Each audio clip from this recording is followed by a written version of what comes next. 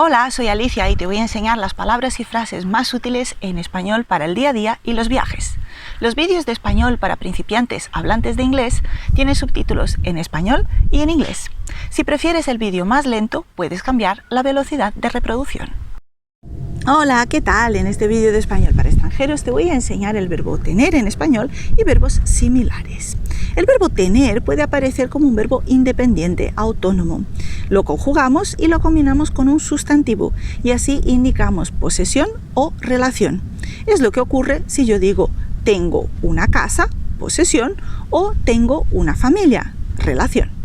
El verbo tener también se puede conjugar y se puede combinar con que y un verbo en infinitivo.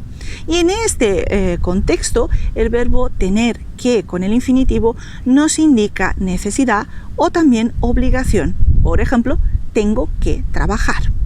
Esta misma idea de necesidad y obligación se puede transmitir con las estructuras deber con infinitivo y necesitar con infinitivo. Por lo tanto, tengo que trabajar es lo mismo que debo trabajar o necesito trabajar.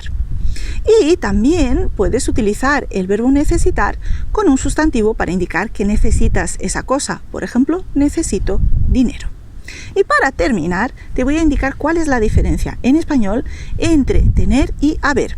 Porque estos dos verbos en inglés, por ejemplo, se van a traducir de la misma manera, to have, pero en español son dos verbos diferentes.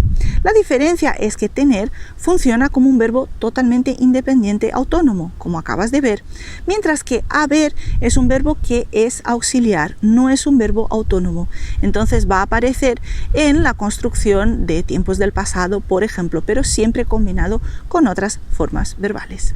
Espero que te haya gustado este vídeo sobre el verbo tener y verbos similares en español para extranjeros. Hola, espero que te haya gustado este vídeo. Si te gustó, tienes más contenido totalmente gratuito para seguir aprendiendo español desde cero y con explicaciones en inglés. En la descripción del vídeo tienes vídeos, audios, PDF y también un curso online de autoaprendizaje con certificado y explicaciones en inglés.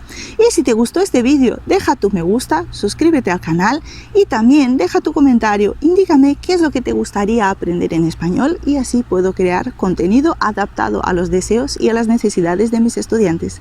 Muchas gracias por tu apoyo y espero que te lo pases muy bien aprendiendo español.